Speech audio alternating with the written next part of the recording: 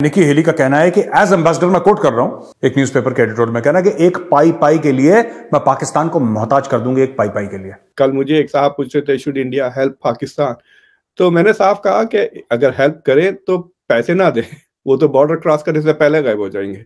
अगर देना ही है तो दूध या वीट इस तरह की चीजें पहुंचाए।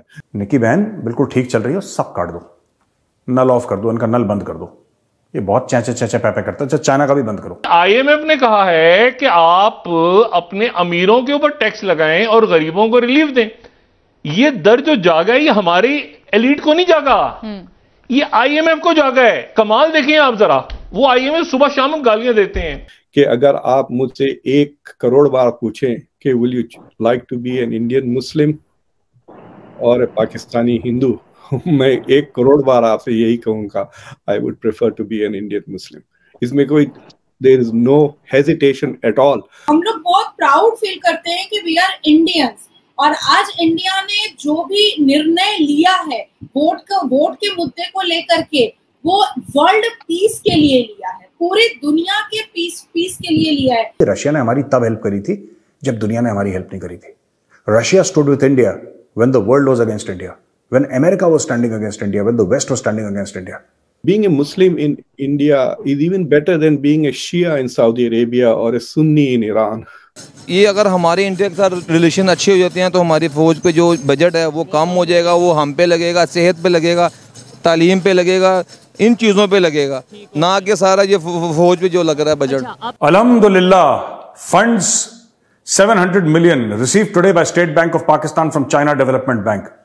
इसमें अल्हम्दुलिल्लाह की क्या बात है? तेरे को भीख मिली है भाई, तुझे भीख मिली है, तू उसमें खुशियां मना रहा है।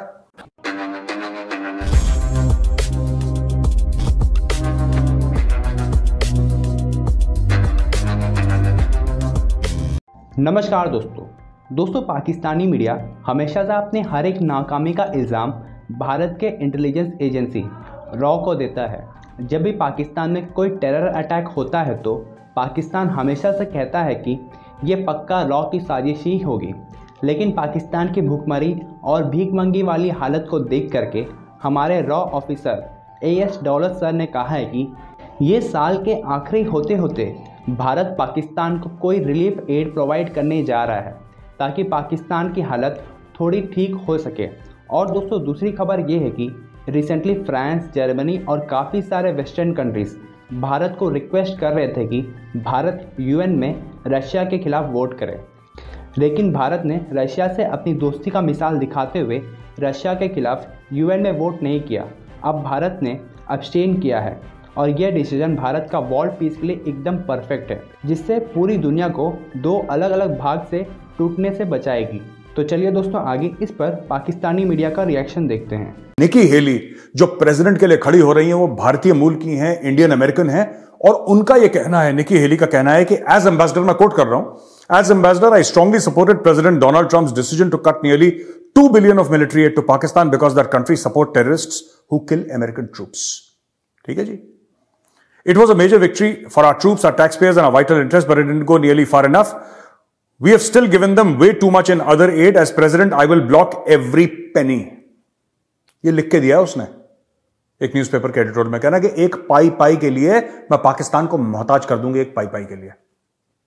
ये निकी हेली का कहना है, रिपब्लिकन लीडर हैं। अच्छा, एक निकी खड़ी हो रही है, विवेक, ये सारे इंडियन ही खड़े हो रहे हैं क्या अमेरिकन इलेक्शन के लिए? विवेक रामास्वामी, ये भी भाई साहब इंडियन है, इसमें 2-3 नाम है, सभी भारतीय खड़े हो रहे हैं इस बार। गोरों को नहीं मौका देना इन लोगों ने। चलो, निकी हेली ये भी कहती है कि American taxpayers are giving money to communist China. चीन को भी पैसे दे रहे हैं ये लोग for ridiculous environmental programs despite the obvious threat that China poses to Americans. We give money to Belarus which is Russian dictator Vladimir Putin's closest ally. We give money to communist Cuba, a country our own government has designated as a state sponsor of terror। अच्छा यार, ये तो मुझे ना बात ही समझ में नहीं आती अमेरिकन की। ये कहां पैसा देते हैं, किस किस को देते हैं? ओ भाई, आप सड़क पे जाओ पहले, आप ये छोड़ दो, वो अमेरिकन ट्रूप्स मार रहे हैं, वो तो मार ही रहे हैं पाकिस्तानी। आप सड़क पे जाओ, किसी आम पाकिस्तानी से बात करो, किसी भी आम पाकिस्तानी से जिसका इतना मोटा पेट निकला है क्योंकि हराम के डॉलर्स उस पेट में भर रखे हैं। सबसे लंबी वीजा की लाइन कहां पे होती है? दोस्तों किसी भी एम्बेसी में देख लेना दुनिया भर में, अमेरिकन एम्बेसी के सामने सबसे बड़ी जो लाइन होगी वीजा की, पाकिस्तानी, सारे पाकिस्तानी अमेरिका भागने चक्कर में कि डॉलर मिल जाए अमेरिका भाग जाए, डॉलर मिल जाए किसी भी यूके भाग जाए। लेकिन सबसे ज्यादा गाली भी अमेरिकन को देते हैं ये। एक मैं पाकिस्तानी कमेंटेटर को सुन रहा था कि जब प्राइम मिनिस्टर मोदी की मदर का डेथ हुई थी, तो जब मीडिया में थोड़ा बहुत नरेंद्र मोदी के भाई का कवरेज आया था, एंड दे वर सेइंग कि भाई कि कोई नहीं जानता है उनका भाई कौन है, क्या नाम है, क्या करते हैं, कुछ भी नहीं। वेयर एज पाकिस्तान के पूरे लीडर के पूरे पूरे खानदान are having some post or some status in that, which also shows कि nepotism is also very ripe in that country.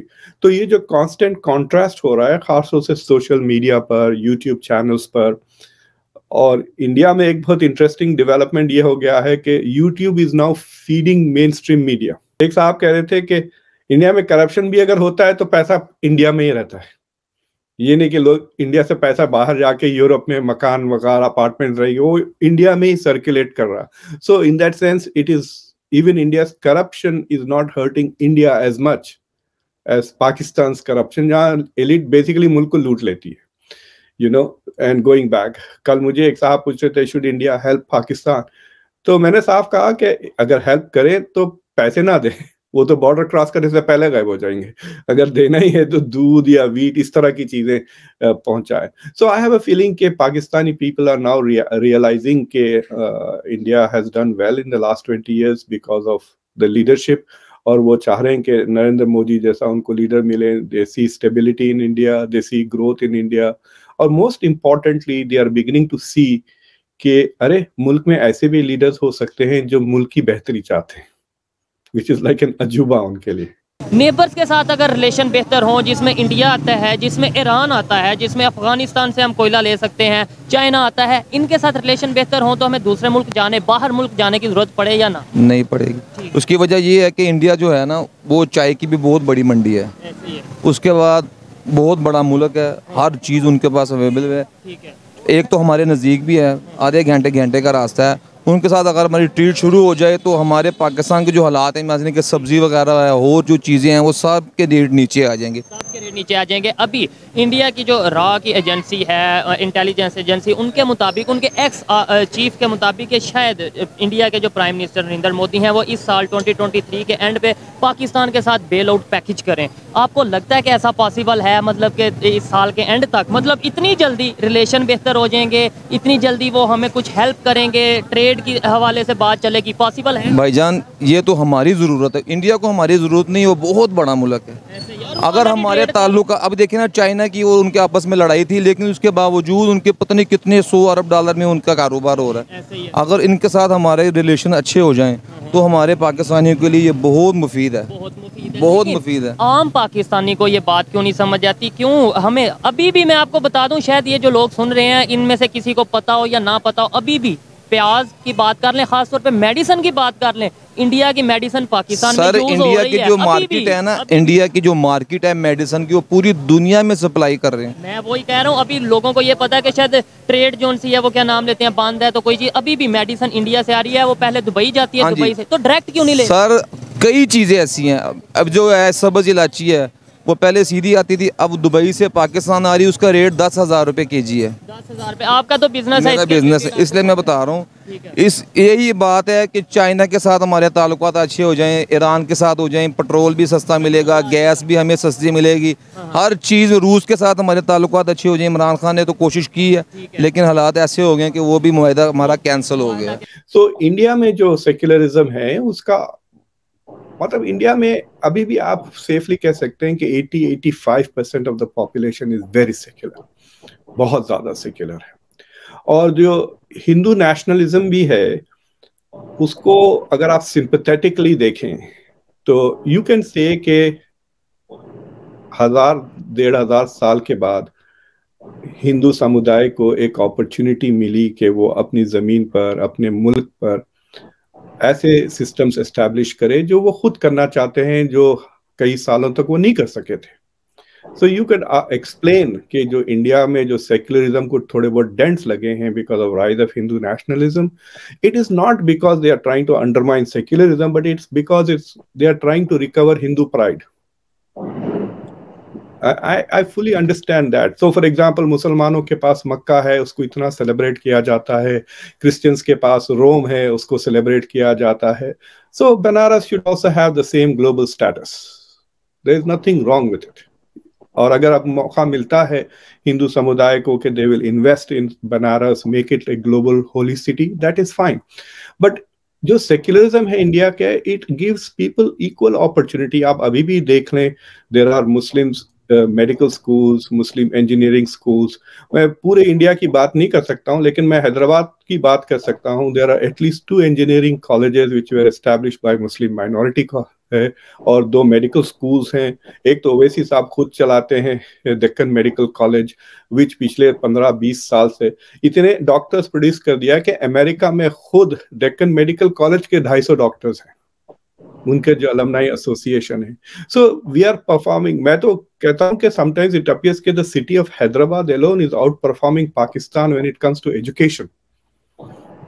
हाँ, एपिसोड्स होते हैं, मतलब बुलडोजर पॉलिटिक्स, कभी कभी गौ रक्षक, but it's not at the scale at which से के Hindus have been oppressed in Pakistan. There is no comparison at all.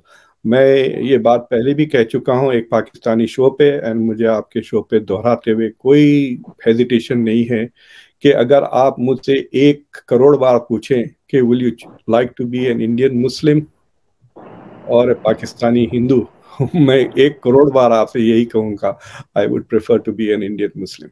इसमें कोई there is no hesitation at all. और so it is not only that. मेरे ख्याल से Indian minority, being a Muslim in India is even better than being a Shia in Saudi Arabia or a Sunni in Iran, or being a Christian in Egypt. So India has done better by its minorities than many of the Muslim countries. इसमें कोई doubt है नहीं.